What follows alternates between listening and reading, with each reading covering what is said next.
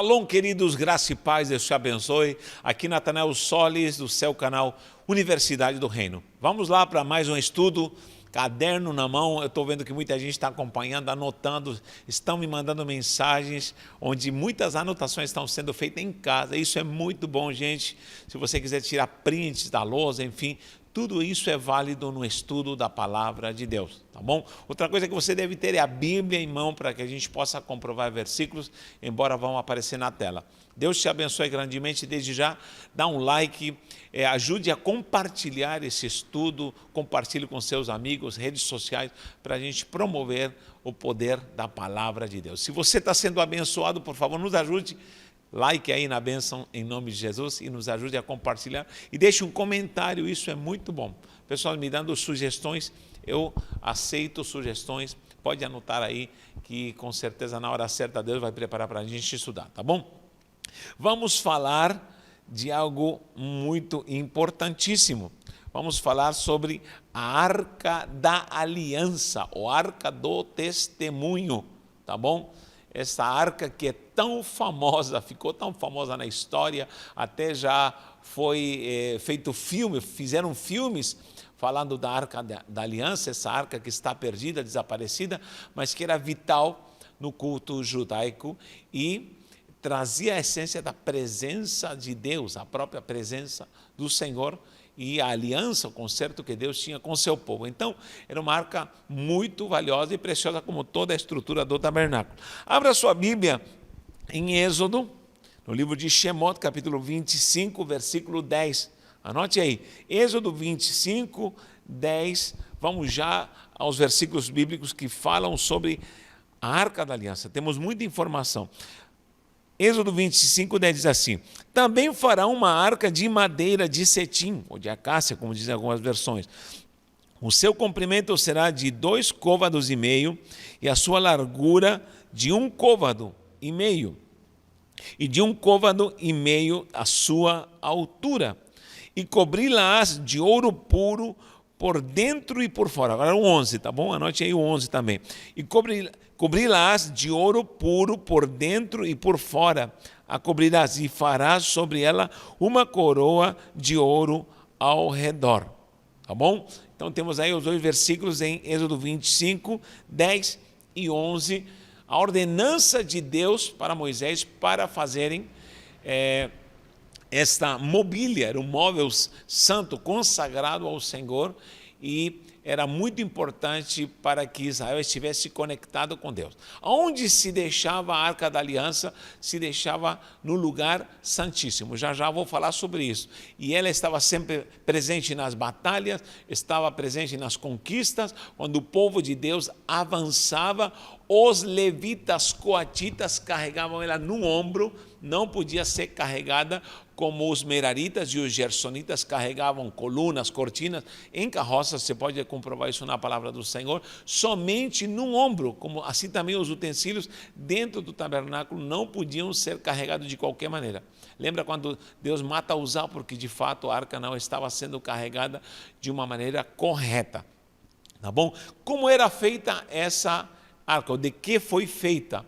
Era feita de madeira de cetim, que seria também a acácia, e coberta toda com ouro. Era um móvel muito lindo, muito precioso. Você já deve ter visto uma imagem sobre a Arca da Aliança. Era bom colocar uma imagem da Arca da Aliança e como esta arca preciosa estava sendo levada com tanta reverência e compromisso diante do Senhor.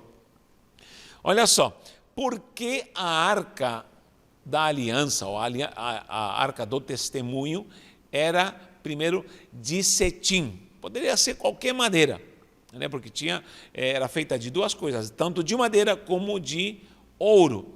Primeiro, a madeira de cetim, a própria madeira simboliza a humanidade de Cristo, e o ouro simboliza a realeza, a deidade do próprio Jesus Cristo. Então, a própria arca, como muitos utensílios e o próprio tabernáculo simbolizam, tipificam a pessoa de Cristo, a Arca da Aliança também representa o próprio Cristo. Então, tudo que é madeira e ouro simboliza a humanidade de Cristo, a madeira, e o ouro a deidade, porque Jesus era 100% homem e 100% Deus. Mas por que de acácia? Não poderia ser qualquer madeira. Não, Senhor, sabe por quê? Porque qualquer madeira não suportaria a alta temperatura do ouro derretido. Olha só, há uma característica nessa madeira nobre, madeira de cetim, que ela tem uma oleosidade. Ela é coberta por uma oleosidade. Isso faz, em primeiro lugar, que ela aguente muitas temperaturas. Ela dura muito, uma madeira muito nobre. E, além disso, é uma madeira que não se destrói com a umidade, não entra cupim, não entra traça. É uma madeira nobríssima. Tem uma oleosidade, e essa madeira, ela faz com que o ouro derretido em cima dela, ela não se queima. Você pode provar, qualquer metal derretido, qualquer ferro aquecido ao vermelho vivo, se você encosta na madeira, ele vai derreter, vai queimar a madeira, e ao mesmo tempo, se em massa for feito no móvel, esse móvel vai literalmente pegar fogo, vai se acender. Agora com o cetim não, com a madeira de acácia não. Por quê? Porque ela tem uma virtude logicamente feita pelo Criador, que faz com que ela aguente alta temperatura. Imagine forrar essa arca todinha, essa mobília com ouro, e ela prevalecer. Aleluia, isso traz a essência sobrenatural de uma humanidade nobre de Cristo. Jesus passou pela prova, o próprio Jó disse, o Senhor me provará e eu sairei como ouro. Ou seja, a prova do ouro queimado significa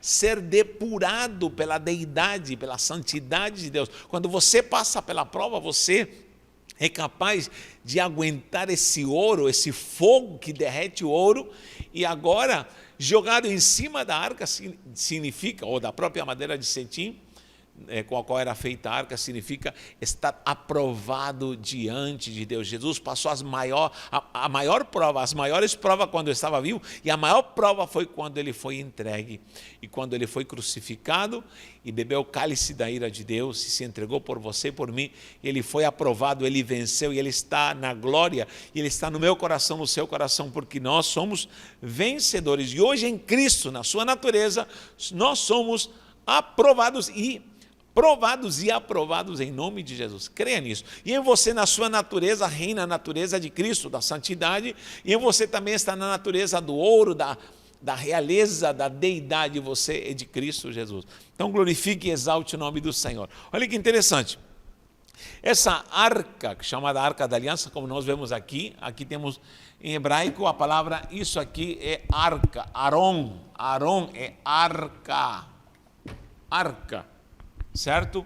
Aron, Aleph, Resh, Vav, que atua como O, com a pontuação para O, com esse pontinho fica como O, e o Nun final, é Aron, só que aparece de duas maneiras, tanto como para Haberit e Haedut, em Números 10:33, pode confirmar ali, procura Números 10:33, o que diz em Números 10:33? Você pode anotar esse versículo porque é muito importante. Números 10:33 fala sobre a arca, o título Arca da Aliança, porque nem em todo lugar aparece como Arca da Aliança, vai aparecer como a Arca do Concerto ou Arca do Testemunho. Então, em Números, capítulo 10, versículo 33, está escrito claramente: assim partiram do monte do Senhor, caminho de 3 dias, e a arca da aliança do Senhor. Outra parte fala do concerto, mas quando aparece Haberit, Brit, lembra de Brit Hadashah, Novo Testamento, nova aliança? Então, Haberit significa da aliança. Aron Haberit, então se escreve, transliterando ficaria Aron Haberit, a arca da aliança. E também em Êxodo 26:34, anote aí, Êxodo 26:34, nós vamos encontrar também a arca do testemunho, não somente de uma aliança, mas do testemunho. Diz assim, em Êxodo 26:33, pendurarás o véu debaixo dos colchetes, e ali Perdão, vou ler novamente. Pendurarás o véu debaixo dos colchetes e meterás a arca do testemunho ali dentro do véu. E esse véu vos fará separação entre o santuário e o lugar santíssimo. E o 34 que nós vamos ler diz: e porás a coberta do propiciatório sobre a arca do testemunho. 33 e 34. No lugar santíssimo. Já vamos entrar no lugar santíssimo. Então, temos Haberit, da aliança, Haedut, que é do testemunho. Essa palavra Edut, eu gosto muito dela porque aparece muito quando se fala dos testemunhos do Senhor. O Salmo 119 fala muito de Edut, que seria o testemunho do Senhor, que é a própria palavra. Então, é a arca da aliança e do testemunho. Então, nós vemos que Israel conservava a aliança com Deus e a própria palavra, o testemunho de Deus estava ali fiel com seu povo ao ponto de, quando estava presente a arca, a coluna de fumaça aparecia e guiava o seu povo como um GPS. E agora à noite, imaginem, do tabernáculo sair uma coluna de fogo até os céus, que iluminava tudo, os aquecia e os guiava durante a noite. Algo fantástico, glorioso, que só Deus podia estar fazendo com o seu povo. Como falei, somente os coatitas podiam carregá-la nos seus ombros, significa pessoas de compromisso. Só pessoas de compromisso, de hombridade, podem ter aliança e dar testemunho da palavra do Senhor. Em cima da arca havia um propiciatório. Esse propiciatório era a tampa e ele tinha dois querubins. Essa palavra queruve, nem vou escrever em hebraico, mas vou transliterá-la, queruve.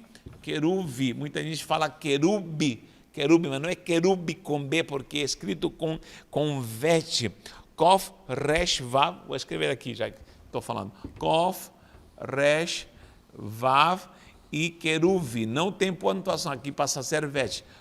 Kaf, resh, vav, que atua como u, vav, e vet, a diferença de bet, vet. Quando se fala Aleph, Bet, Vet, aparecem duas letras, então é Vet. Queruve. Não há uma tradução certa para queruve. O que é queruve? Pode-se falar guardião, aquele que cobre. Está falando como também inocência, muitos traduzem como a inocência de uma criança, pureza de uma criança, isso é queruvim. Agora, queruvim, vou escrever aqui, queruvim. Você sabe que queruv é aquele que cobre, inocência, podemos dizer que é pureza, enfim, guardião, há muitas traduções, só que in é plural, ou seja, queruvim é uma palavra já colocada em plural. Não podemos falar um queruvim, um queruve. E queruvim são dois. Então, queruvim, e se pronuncia queruvim, não querubim. Queruvim é plural. Tudo que é in. El é Deus. Elohim poderia se traduzir Deus plural.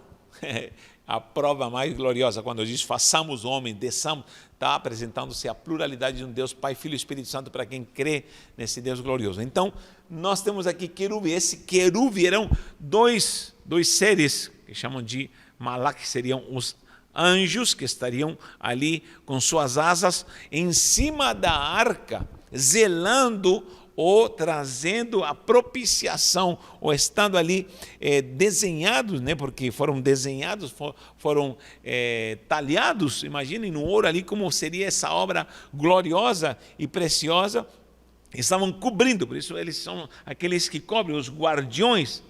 Por que são guardiões? Porque de fato sempre os querubim são colocados para agir, para guardar. Lembra em Gênesis? Abra sua Bíblia, anote aí, Gênesis 3:24.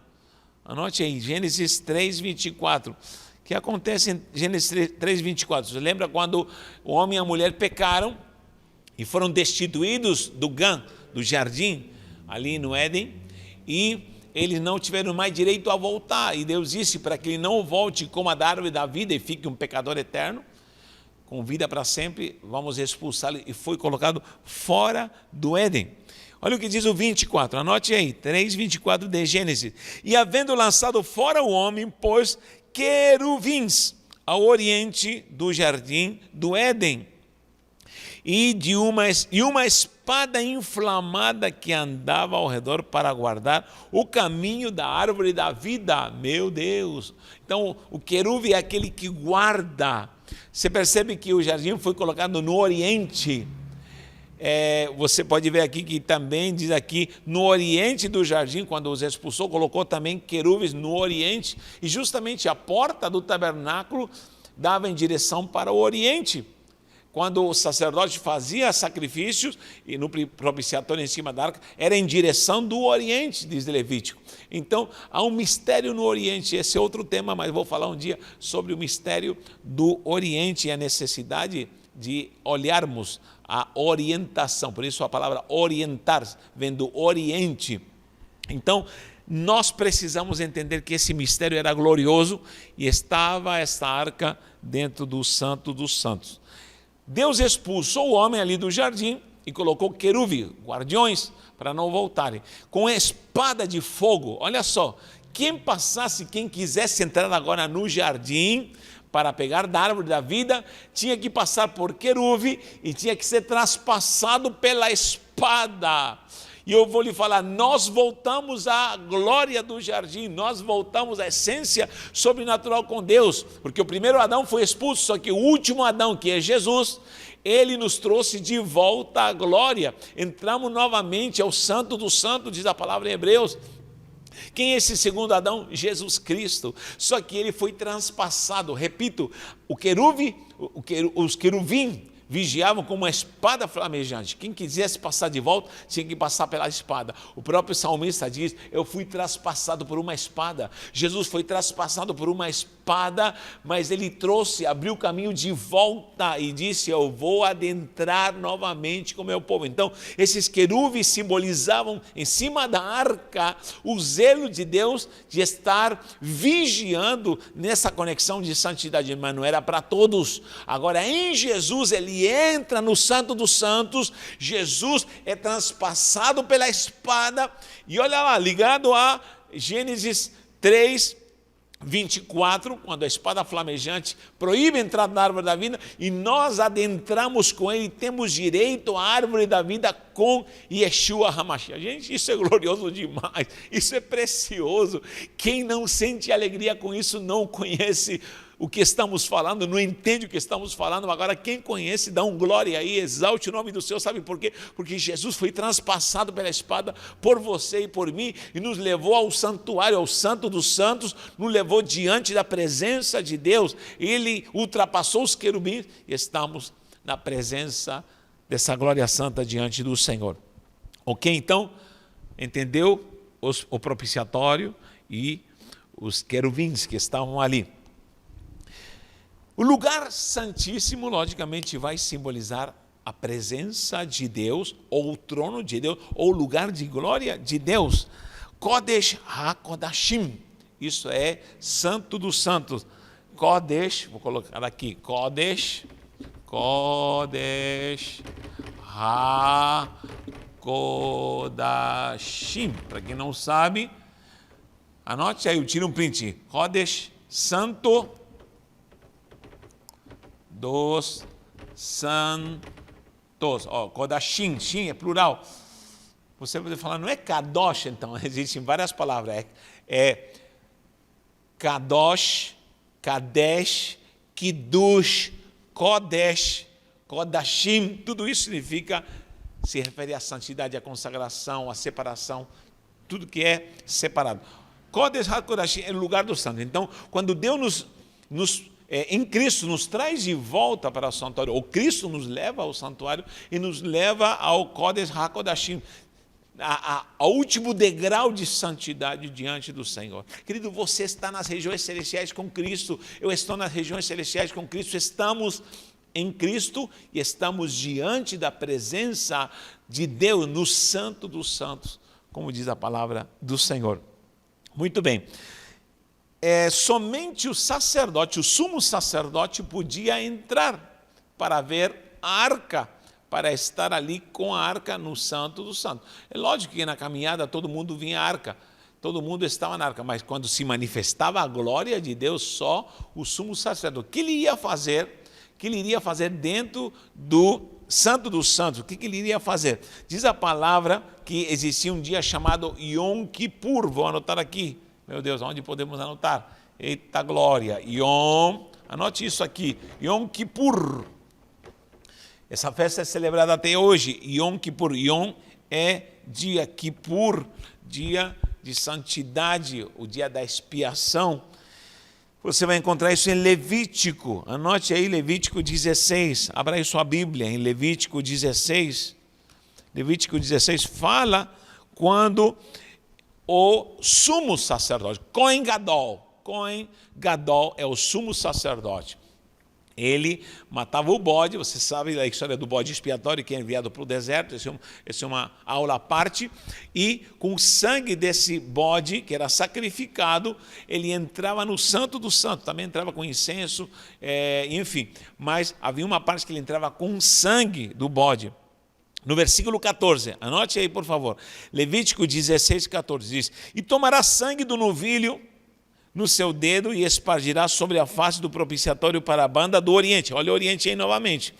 E perante o propiciatório espargirá 7 vezes com o sangue com seu dedo. Olha só, o dedo polegar sempre estará simbolizando compromisso, ação, e ele santificava aquele lugar derramando sangue ali na arca, no propiciatório, no lugar onde era a tampa. Essa tampa é chamada de Ha-Kaporet, que seria o lugar onde havia propiciação, ou um lugar onde havia expiação. Se você ler, também anote aí, por favor, Levítico 16, 15, diz: depois decolará o bode, primeiro o novilho, depois o bode da oferta pela expiação, que será para o povo, era o sacrifício feito anualmente. E trará o seu sangue para dentro do véu, olha aí, já era dentro do véu, no lugar santíssimo, e fará com o seu sangue como fez com o sangue do novilho, e espargirá sobre o propiciatório perante a face do propiciatório. Aí vai fazer expiação. Leia isso em Levítico 16, é muito lindo e muito simbólico, e você vai ver como o sacerdote derramava sangue. Meu Deus, a pergunta é assim: se somente o sumo sacerdote podia entrar no Santo dos Santos uma vez por ano, e depois ele tinha que sair, porque ele não ficava lá dentro. Lógico, ficava tudo cheio de sangue, mas é aí o mistério, eis aí o mistério. Quando a presença de Deus, a glória, o kavod, lembra do kavod? A glória de Deus descia, sabe, a glória consumia, o kavod consumia todo o sangue. Ali no lugar de santidade. Então o que acontecia? Pá, vinha a glória de Deus, imagine ali o sangue espargido, tudo ensanguentado. Isso não podia apodrecer se o sacerdote ficasse ali no meio do deserto, mesmo dentro da tenda, dentro do Santo dos Santos, porque era uma tenda física. Se deixasse esquecido lá, isso iria apodrecer, ia dar mau cheiro, com certeza. Mas não acontecia isso, por quê? Porque descia a glória e consumia todo o sangue, pá, varria e deixava tudo limpo, deixava o ouro limpo, deixava tudo limpésimo. E a glória do Senhor se manifestava, e a glória da nuvem e do fogo se manifestava durante a noite. De dia a nuvem e à noite o fogo. Então ali estava a presença de Deus. Isso é muito maravilhoso. Se nós cremos que Cristo morreu por nós, Ele se tornou o nosso sacrifício, Ele derramou o seu sangue. Só que isso tinha que ser feito sempre na liturgia judaica. Agora, de uma vez por todas, Cristo fez o seu sacrifício eternamente, e estamos eternamente com Cristo no lugar santíssimo, tá bom? Ha-Kaporet, que seria a tampa da expiação. Agora, para terminar, o que havia dentro, você pode ver que em Êxodo 25:16, abra aí em Êxodo 25:16. O que diz Êxodo 25:16? Anote aí, por favor. Êxodo 25:16 diz assim: depois porás na arca, ou seja, dentro da arca, o testemunho que eu te darei. até agora está uma incógnita qual foi o testemunho que Deus deu para Moisés colocar dentro da arca. Mas Hebreus, o escritor de Hebreus, revela isso em Hebreus capítulo 9:4. Anote aí, Hebreus 9:4. O que diz Hebreus 9:4? Diz que havia 3 coisas declarando o que estava dentro do propiciatório, dentro da arca da aliança, tirando a tampa do propiciatório. Dentro dela estava lá, em Hebreus 9:4, o seguinte, diz, que tinha o incensário de ouro, o incensário de ouro, vou ler novamente, que tinha o incensário de ouro e a arca do concerto, coberta com ouro toda em redor, em que estava o vaso de ouro que continha o maná, então tínhamos maná, a vara de Arão, que tinha florescido, e as tábuas do concerto, as tábuas da lei. Então havia 3 coisas. Vou anotar aqui, Hebreus 9:4, estava escrito que havia, meu Deus, acabou o espaço aqui, vou tirar aqui Hakodesh, meu Deus, não tiro o Santo dos Santos, continuamos no Santo dos Santos, mas somente vamos apagar a letra aqui. Primeiro, o que havia dentro da arca? Maná. 2, estão as tábuas da lei, vou colocar aqui lei para abreviar, lei. Vamos fazer bonitinho se alguém quiser tirar um print aí, minha letra já é misturada de chileno, espanhol, português, hebraico e um pouquinho de grego, então fica complicado. Então, maná, as tábuas da lei e também a vara de amendoeira. Vou colocar aqui, amendoeira, amendoeira. Olha que coisa linda, maná, lei, vara de amendoeira. Quando a gente tem esses 3 elementos, isso se refere à palavra de Deus, a própria palavra de Deus. Sempre ensino isso. Isso é muito precioso. Por quê? Porque a palavra vem em 3 dimensões. Em 3 dimensões. Quando nós falamos de maná, vamos falar da palavra como alimento, alimento. A lei como ordenança, ordenança.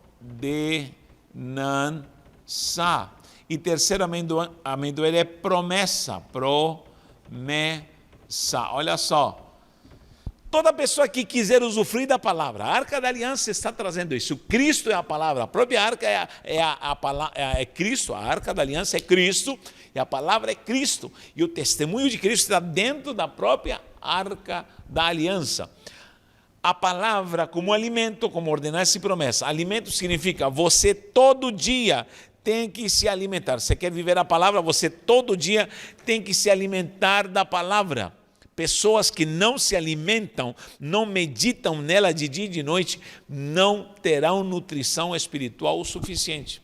Por que eu me empenho em gravar esse vídeo aqui? Primeiro, para você entender o que é a palavra, porque sabemos tão pouquinho, conhecemos tão nada, somos tão insignificantes, que um grãozinho de areia da palavra eu sei que está te edificando. Isso é necessário no dia a dia. Você tem que procurar com Deus a revelação e a glória do Senhor para poder se alimentar, se nutrir, seja alimentado em nome de Jesus. Segunda coisa, as tábuas da lei estavam dentro da arca, que significa ordenança. Muita gente quer se alimentar, mas o que acontece? Há ordenanças aqui que você vai ter que cumprir. Que não adianta só se nutrir, que meditação linda da palavra de Deus, isso é válido, você se alimentar, olha, esquadrinhei hoje, que coisa maravilhosa, mas vai chegar a hora de cumprir, porque o que não cumpre a palavra, não adianta nada, não há frutificação. Então, você vai ter que cumprir ordenanças, você vai aprender a perdoar, você vai ter que aprender a fazer a obra de Deus, você vai ter que aprender a obedecer, a se santificar, você vai ter que aprender, meu Deus, tanta coisa que temos que fazê-la, porque é ordenança do Senhor. Então, você tem que obedecer. E terceiro, promessa, porque nem tudo é exigência, mas chega uma hora da promessa, onde Deus fala assim, há promessa para ti, porque você guardou a palavra e você se nutriu dela. Então, a palavra é promessa. Por que a palavra amendoeira simboliza promessa? Por quê? Porque essa palavra em hebraico, anota aqui, é shoked, ou shaked. Shoked é amendoeira. E essa palavra shoked significa velar. Velar, aquela que vela, velar. Ou seja, a palavra amendoeira em hebraico é aquela que vela. Lembra quando Deus perguntou para Jeremias, o que vê Jeremias? Procure lá em Jeremias capítulo 1, quando aparece, o que vê Jeremias? Eis que vejo uma vara de amendoeira. Deus fala, viste bem Jeremias, porque eu velo para cumprir minhas promessas. Então, a vara de Arão, que era um cajado, ele floresce milagrosamente e traz flores. Você já pensou um cabo de vassoura, uma madeira, um pé de uma mesa na sua casa começar a brotar brotos e ainda dar frutos? Meu Deus! Pois bem, assim aconteceu com o cajado de Arão, e essa vara, estando seca, brotou miraculosamente. Quem crê em milagre acredita nisso. Deus está falando, mesmo que haja sequidão na sua vida, minhas promessas eu velarei para cumpri-las. Você vai receber a glória da promessa se você principalmente se alimenta e se você cumpre as ordenanças do Senhor. A palavra choque de velar. Por quê? Porque justamente a amendoeira é a primeira árvore que floresce depois do inverno. No inverno é que nem na minha terra, fica tudo desprovisto de folhas. Muito vento, inverno rigoroso, até com neve. Mas todo mundo passa no inverno e fala assim, acabou, acabou, acabou. Parece que Deus nunca mais se lembrará da gente. E depois, quando vai passando o inverno, para lembrar que voltará a primavera e a bênção virá novamente, a primeira árvore que floresce é a amendoeira. É uma flor branca, com cor rosa, branca. Ela está dizendo, olhem para mim, eu sou o sinal de que Deus não se esqueceu do seu povo, e que o inverno vai passar, e que a promessa vai se cumprir. Nesse momento de pandemia, de susto, de crise financeira, parece que tudo acabou, né? Parece que tudo terminou. A gente anda meio deprimido, angustiado, e agora o que vai ser? Deus fala para você, calma meu povo, minha promessa vai se cumprir na sua vida. Eu velo para cumprir as minhas palavras. E se você é uma pessoa que se alimenta da palavra com maná, se você é uma pessoa que vive na ordenança da autoridade da palavra do Senhor, você vai desfrutar da promessa em nome do Senhor. Que o Senhor te dê confiança para você viver a glória desta arca da aliança que é Cristo Jesus. Que você possa se nutrir, obedecer e viver as promessas em nome de Jesus. Que Deus te abençoe, um abraço e um beijo no coração.